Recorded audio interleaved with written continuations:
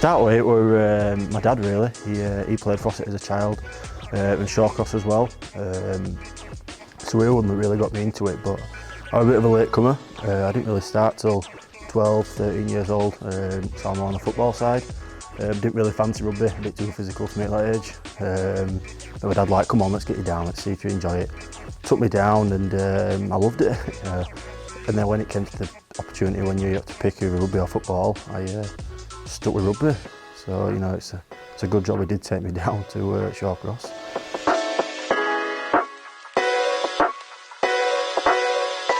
So I was at Shawcross. I've never changed community clubs. I was at Shawcross. I'm a Shawcross lad.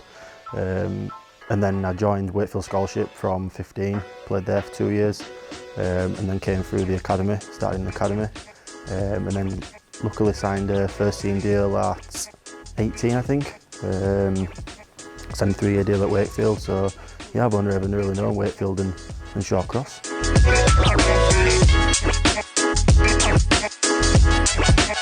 Yeah, luckily I got my debut. Luckily, COVID helped a lot last year. A lot of us young kids got I got a chance to go.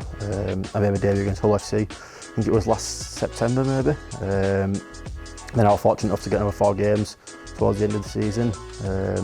Finished off with Salford the last game of the season.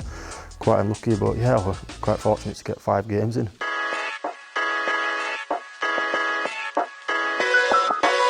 Yeah, I mean the crowd, not having no crowds there, it takes a lot away from it. It adds a lot of buzz to the game. As a kid, that's one thing that you want to do. You want to play in front of your home crowds, and that's a big thing for you. But playing with no crowds, yeah, it's weird.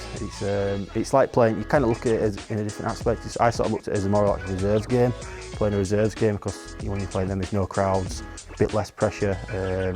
Kind of reserves game, more like training, but it definitely took away just the pressure really, which were on a young kid going in, not wanting to make mistakes and the crowd getting on your back.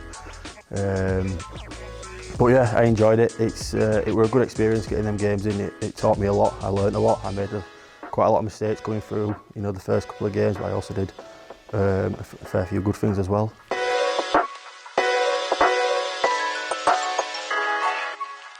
Well, I made sure I went to college to do my A-levels because I was quite into business, so I stuck to my A-levels, got my A-levels in business, geography A-level as well. So I'd have probably gone down the lines of something to do with business, or if not, I'd have probably tried staying with football as much as I can. I was lucky enough to play for Leeds United as a child. I don't know if I was good enough to get there now, but I tried staying in something in sport, try stick or maybe go to teaching kids in PE, being a PE teacher. Something along the lines of still sticking in sport. But